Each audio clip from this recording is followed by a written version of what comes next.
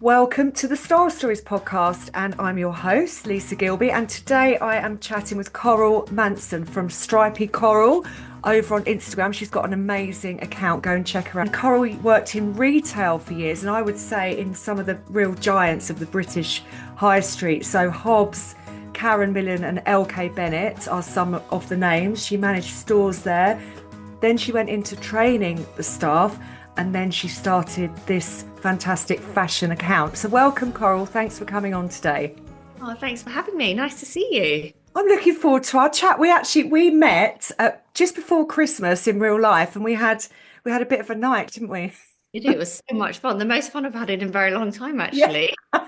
I regretted it the next day, but it was worth it, actually. It was worth it because I met some amazing people that day. These are all friends that we've made through Instagram, really, and our shared love of fashion. And a couple of the ladies that were there have actually also been on the Style Stories podcast at one point. And I just love talking to people about their different routes into, how did you become an Instagram influencer? And your background, but also obviously we're going to be talking about your style story as well, your personal style evolution.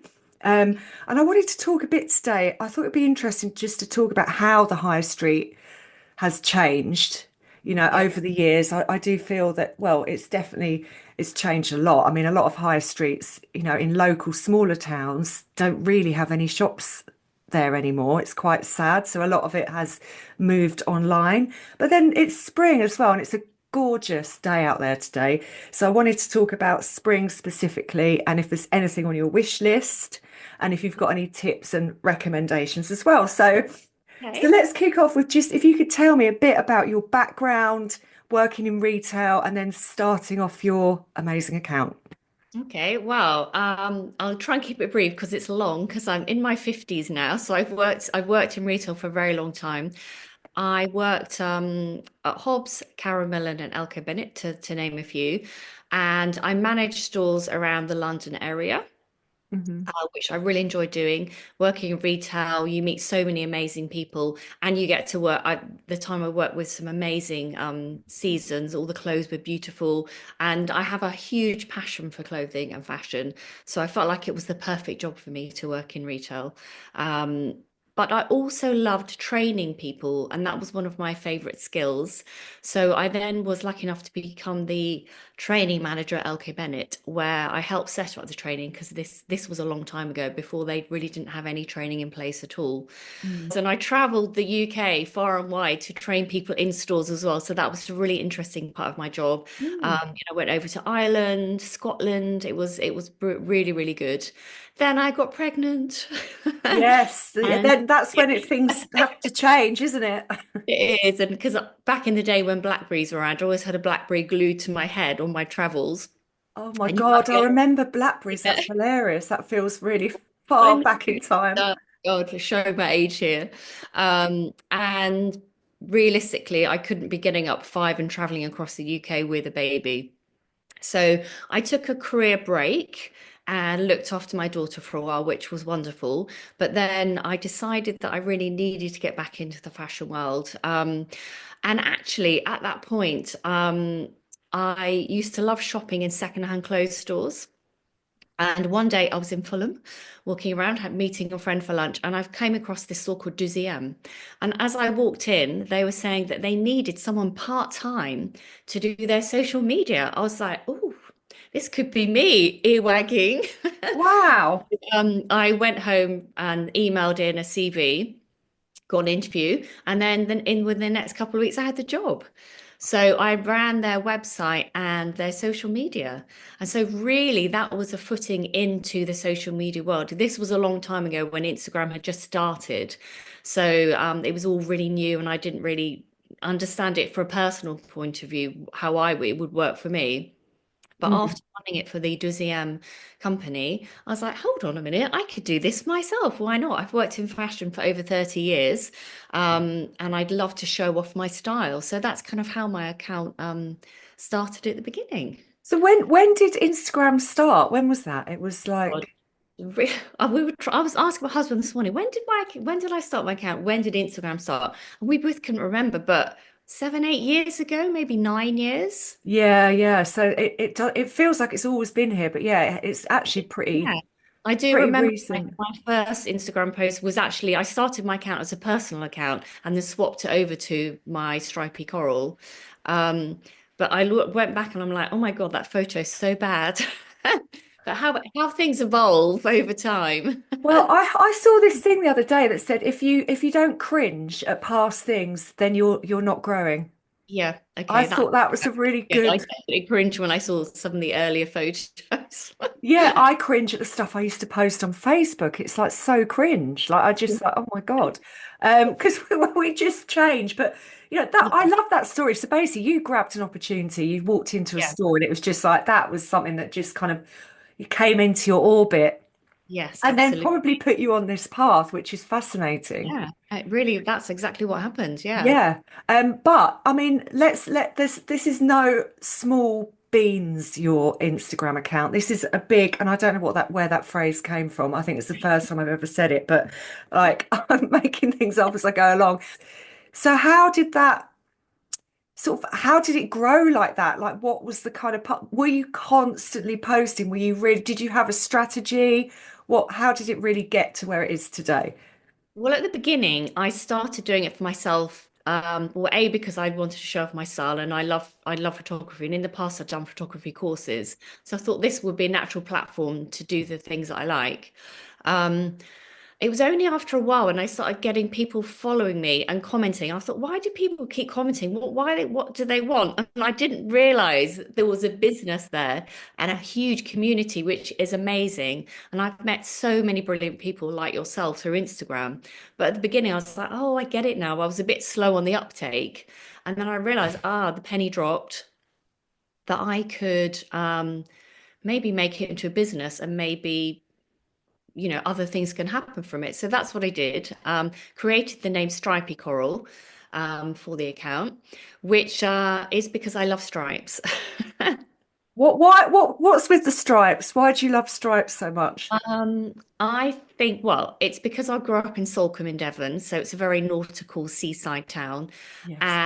And my whole of my youth really was wearing stripes, Breton t-shirts, striped shirts, ripped jeans, deck shoes, cricket jumpers. That was my teenage uniform, basically.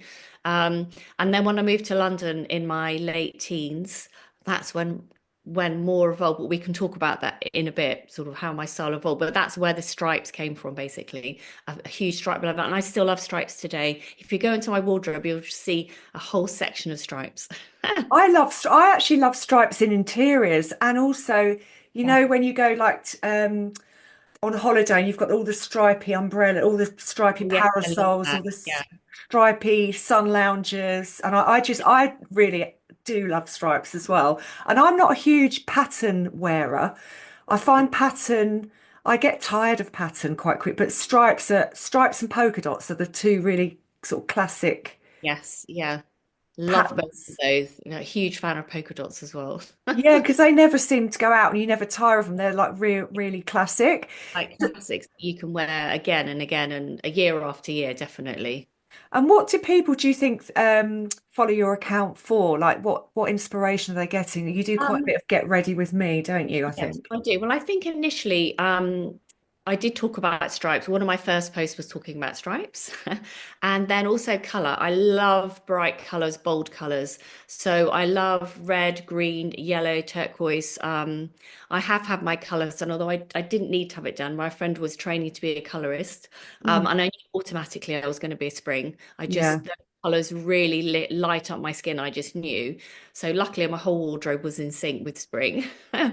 With a couple of black pieces that I mean I do like black, but it next to my face it doesn't really do anything for me. As long as I've got a bright lipstick on, that kind of counteracts the Yeah. black.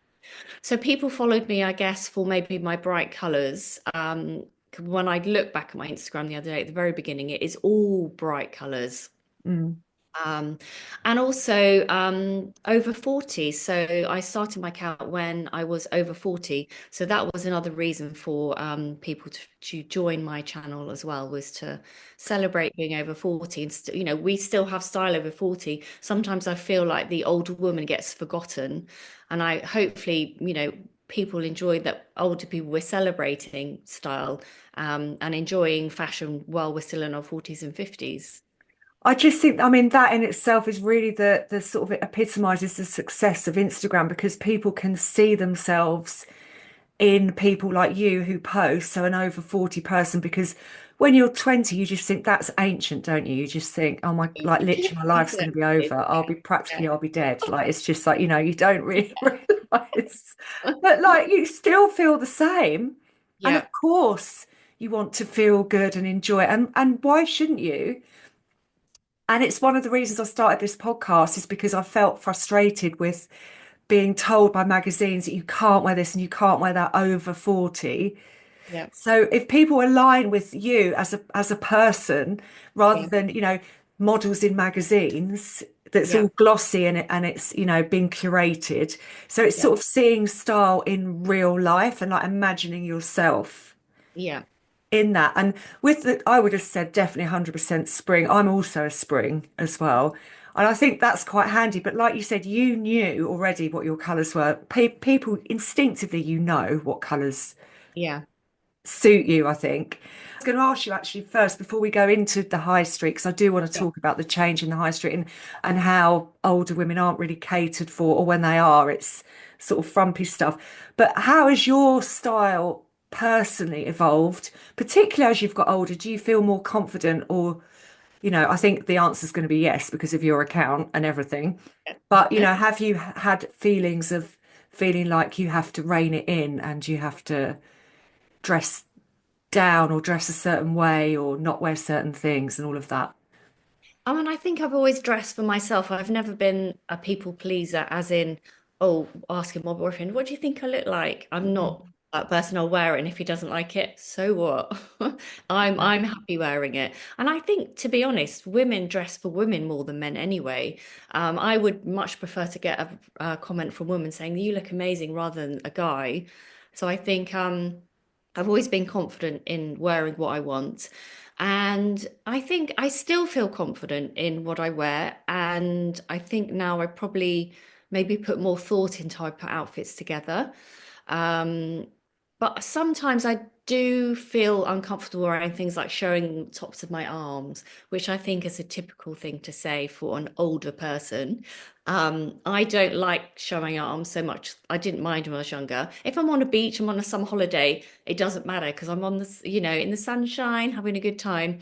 But I think that's the only thing that I would say that is slightly different is showing parts of my arm. But apart from that, my style, I still feel really confident, and I love wearing bright colours and bold outfits, and bold accessories as well. And what were you into when you were young?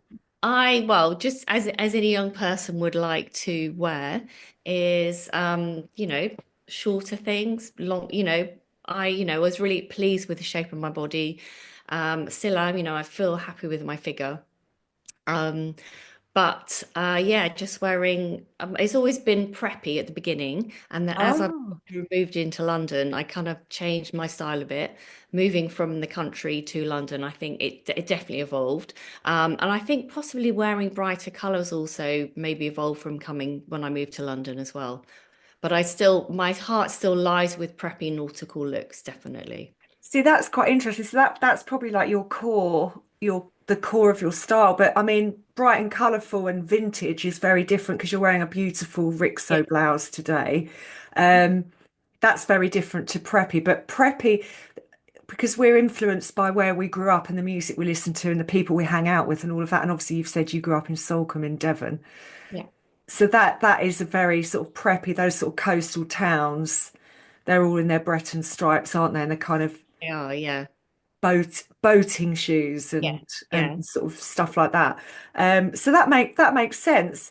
But so where would you so would you say so your core is kind of preppy, but you love the colour, so it's Yeah. evolved based on where you've moved to, but also you've also got this side of your fashion. Is it Yeah, I mean, I think I've always really liked bold colors generally. When you're drawn to colors, I've always loved bold colors, so it kind of felt natural to introduce it into my fashion as well. right? Yeah, definitely. I mean, I don't wear, I'm spring too, but I don't wear that many bold colours, interestingly. Although I know that they suit me. If I'm feeling a bit sort of drained, I Yeah. know that if I put on like a bright red, like the red you're wearing today, like that kind of red really suits me. And as well, when you've got blue eyes, red goes really nicely with blue eyes. So if I'm Yeah. feeling a bit drained, I'll throw on a red top and it can Yeah. just completely elevate. It definitely lifts you, And doesn't it, wearing colour? It really does. yeah, absolutely. It lifts you up. Or just even put a pop of lipstick on. Yeah, I totally agree. Totally highlights and lifts up the whole face. So I wanted to talk before we go into sort of spring, what we've got on our wish list for feel about the high street. How do you shop? What do you see as change? Because I know, for example, you worked at LK Bennett. So let's start with that. I mean, loads of them have closed. I have. Hobbs, I think a lot of them have closed. We lost Topshop, that's gone. Oasis has gone. Warehouse has gone. Um, Monsoon. I mean, I can just, these are all the stores Yeah. that when I was, younger, when I was sort of in my 20s or whatever, when I was a teenager, I'd go to Southend High Street and we'd all meet and there would be a top shop there and we'd go, Yeah. hang out all day, H&M, everywhere to go. Now there's nothing there. It's sort of a few betting shops and, you Yeah. know, It has. I mean, it's really changed. It is really sad because I remember my youth would love going shopping on my day off. It would be like, it's really exciting because there was so much choice. You could, spend the whole day shopping, which I don't think you can do now, unless you want to go into a chain like H&M or Zara. Don't get me wrong, I do like H&M and Zara, but that's really all you'll find now on High Street. All the goodies have gone.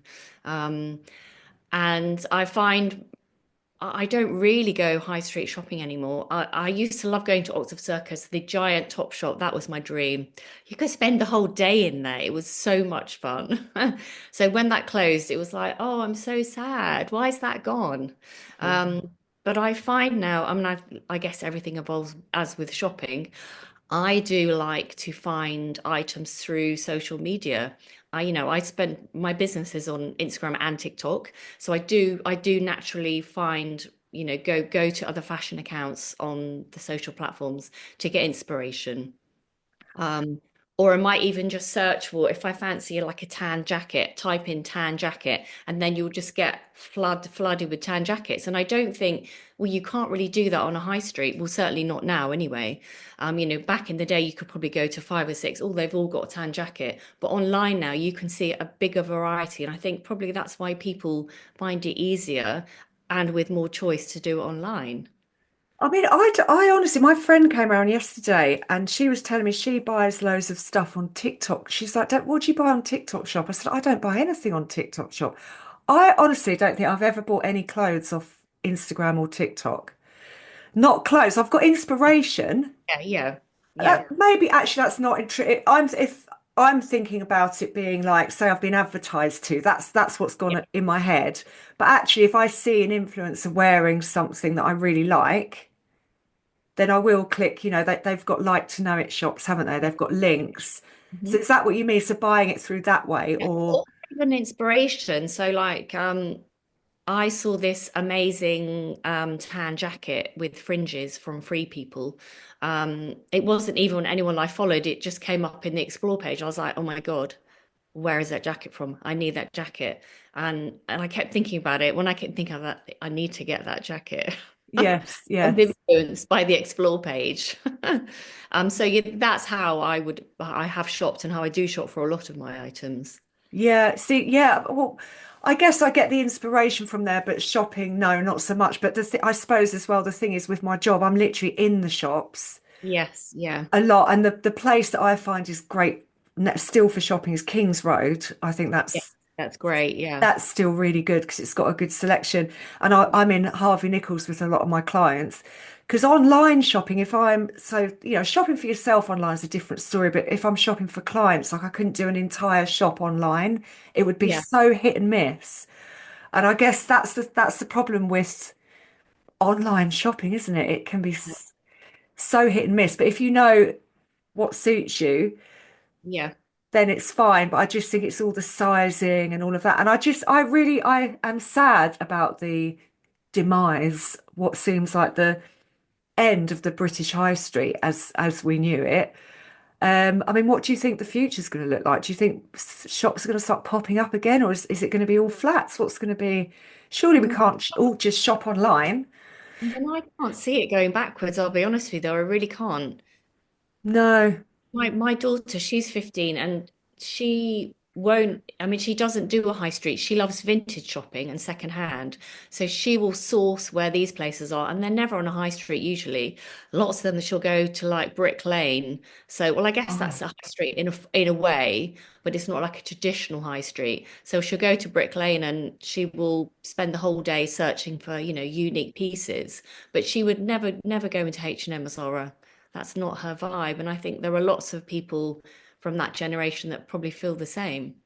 yeah. See, that's interesting. So that shows that there's been a massive shift. Yeah. I mean, vintage shopping is amazing. Like it's a sort of treasure hunt, isn't it? So you It is. just, Yeah. and I can see why, when I was younger, I would try and find the perfect pair of vintage Levi 501s and Yeah. take a whole day finding this in sort of the second-hand shops. I've done You that know, recently with my daughter. It did take 2 days. yes, I used to go with Oh my my mum when I goodness, was I've forgotten. 16. When you're trying to find the perfect 501s, and there are so many out there, just like, oh, I was like, please let the next pair be the right pair. I know, exactly. But it was such a feeling when you found that pair, rather than True, going so into a true. shop and just buying a pair of jeans. It doesn't Yeah. have that same feeling about it. I actually went to an amazing vintage fair on Sunday called Frock Me Vintage. Oh, I've heard of that. Yeah, Yes. so they do it in Chelsea Town Hall, but this one was in Kensington Town Hall, Okay. Kensington High Yeah. Street.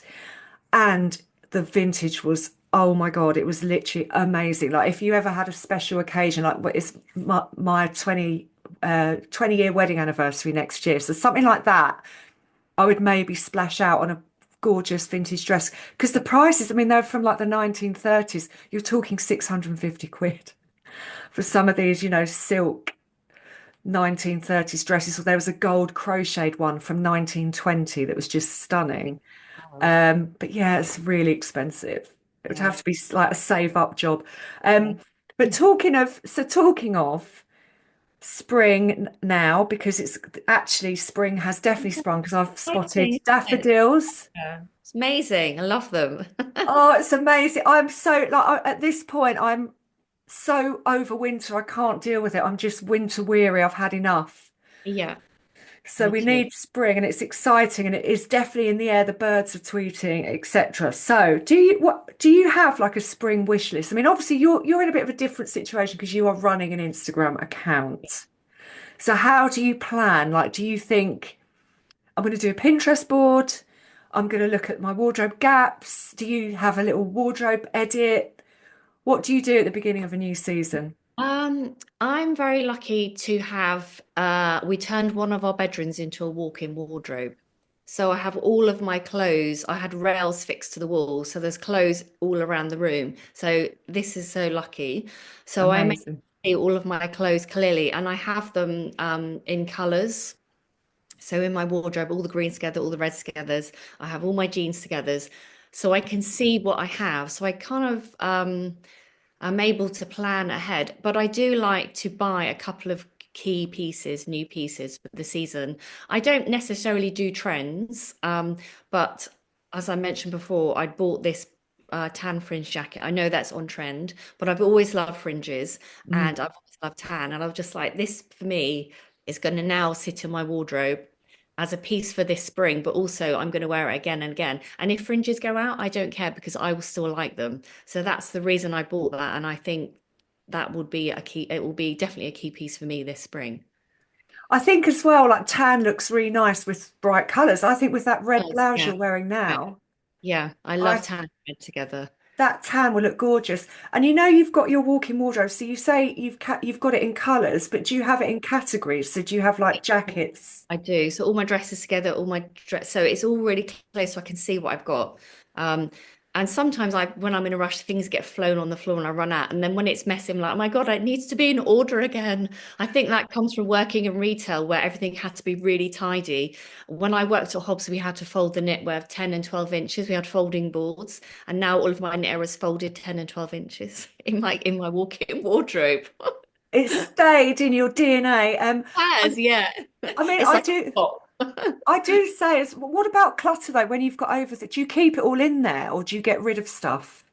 What do I Like, get? say if you've got like stuff you're not wearing, where is that all hanging in that All room? in there. It's all in there. Right. And I will have a clear out because as part of my job, we do get sent things to review. And so the wardrobe does get packed, packed. Think, right, I need to now take out what I don't need. And then I do sell some things on Vinted, or I charity them, or my daughter takes a lot of them as well. Yeah, because I mean, I sort of use the analogy on the podcast about imagine if shops, like you say, you had to fold things neatly when you worked at Hobbs, etc. Imagine if shops just chucked all their stock out on the shop floor, everything out, and nothing in the stock room, and you had to go in there and like find some clothes. You just Yeah. and but people's wardrobes are like that. Yeah, they are, but mine not because I think I'm obsessed with it from working in retail. And remember, always if your area manager was coming, she'd get her tape measure and measure the knitwear. So I'm like, oh, is it 10 inches? Quick. Blimey, that's quite strict. I was going to just finish with if you've got any recommendations, but maybe particularly so the fringe jacket sounds lovely. That was from Free People. People, yes, yeah. And I've seen that's a trend because there's a bit of a cowboy trend going on at the moment There as is, yeah, well. there Probably is. Beyonce's got a lot to do with that, but there's like, there's definitely that cowgirl trend thing. Yeah, there And is. there was obviously Kendrick Lamar in his boot cut jeans Yes, yeah. at the what was it called? That huge thing, massive American. Oh God, Super Oh, Bowl oh, yeah. with his boot cut jeans. If you've got any recommendations you would like to share, like particularly jeans, if you found a good pair of jeans, I'm always sharing recommendations on here. I think jeans are hard to find, or maybe a pair of Well, trousers. that's the holy grail. That's a whole nother podcast, isn't it? But I will tell you my top three pairs of jeans, and they are all from Marks and Spencer's. I'm loving their jeans. They've really upped their game. Back in the day, well, back in the day, 2, 3 years ago, their jean pockets were placed up really high, which was really unflattering for your bum. But they've moved the pockets down, hooray! And it's so flattering now for your behind. So the patch pocket flare jeans, M&S, the palazzo jeans, I think everyone's in those, dragging along the floor. They've sold thousands of those They jeans. have, yeah, that I just love them. And then also they do a classic boot cut, and I think it's something ridiculous, like 25.99. And Amazing. some people say, oh, don't buy cheap jeans, but I wear these all the time, wash them all the time. They're amazing. So those Right. three pairs of jeans for me, and I've got them in various different colors. They are brilliant, So really affordable. M&S for jeans, really good Yeah. cut, really affordable. Thank you, Coral, so much. Where can people find your account? Just one more time. What's your Instagram? Stripey Coral on Instagram and TikTok. Go and give Coral a follow and on TikTok as well. Thank you for that top jeans tip to end. Thanks for joining me today on the Style Stories podcast. Thanks for having me.